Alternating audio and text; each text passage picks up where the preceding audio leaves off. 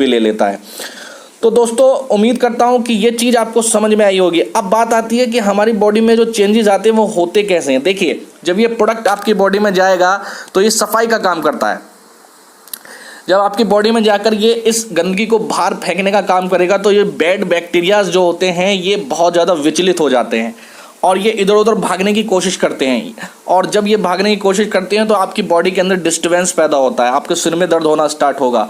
और अगर ये देखिए, इनको बाहर निकलने के आपकी बॉडी के अंदर 3 ही रास्ते हैं। पहला, ये शौच के रास्ते बाहर आएंगे तो लूज मोशन उस समय बहुत ज़्यादा हो जाता है। दूसरा, ये आपके सांस के रास्ते बाहर आएंगे तो उस समय आपको लगेगा कि मेरे दिल में बहुत तेज़ी धड़कन मेरी बढ़ गई है, मेरी हार्ट बीट बहुत तेज़ी से बढ़ रही है। या फिर आपका स्किन में बहुत छोटे छोटे पोज होते हैं, उनके रास्ते बाहर निकलने की कोशिश करते हैं। तो जब ये बाहर निकलने की कोशिश करते हैं तो वहाँ कभी कभी खुजली हो जाती है, वहाँ पर आपको इचिंग होगी या कभी कभी छोटे छोटे दाने निकल जाते हैं। ये सब क्या है? ये सब इसी का रूप है। तो ऐसी स्थिति जब भी आपको लगे या और भी कुछ भी चेंजेस आएँ या आपके कोई और प्रॉब्लम बढ़ने लगे तो उसमें आपको घबराना नहीं है। आप ये समझिए कि आपकी बॉडी की क्लींजिंग हो रही है और ये जब जितनी तेज़ी से काम करेगा उतनी तेज़ी से आपकी क्लींजिंग होगी।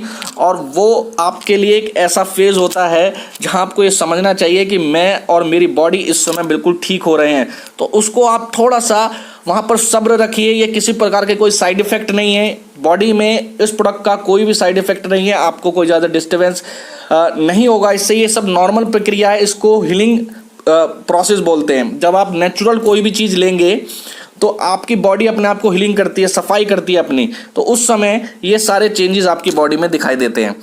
तो दोस्तों जब भी आपको इस प्रोडक्ट को खाने के बाद कुछ अजीबो गरीब लगने लगे अपनी बॉडी में, कहीं दर्द होने लगे, कहीं इचिंग होने लगे, कुछ और भी दिक्कतें होने लगे, तो उस फेज़ को थोड़ा सा आप वहाँ पर कंट्रोल करिए अपने आप को और वहाँ पर थोड़ा सा इंतज़ार करिए। पानी की क्वांटिटी थोड़ा सा बढ़ा दीजिए आप और थोड़ा गुनगुना पानी पिएंगे तो ज़्यादा बेहतर रहेगा। और 10 से 15 दिन में आप देखेंगे कि आपकी बॉडी में सब कुछ धीरे धीरे नॉर्मल होने लगता है। अभी बात कर लेते हैं कि कभी कभी स्थिति आपको लगती है कि असहनीय हो रही है, कंडीशन ऐसी आ गई कि मेरा दर्द बहुत ज़्यादा बढ़ गया, असहनीय हो रहा, तो उस कंडीशन में आप क्या कर सकते हैं?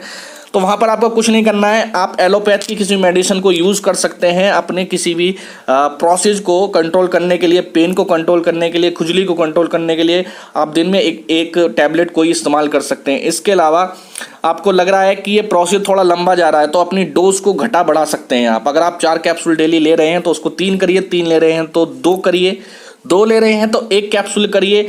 और जैसे जैसे आपको लगे कि नॉर्मल स्थिति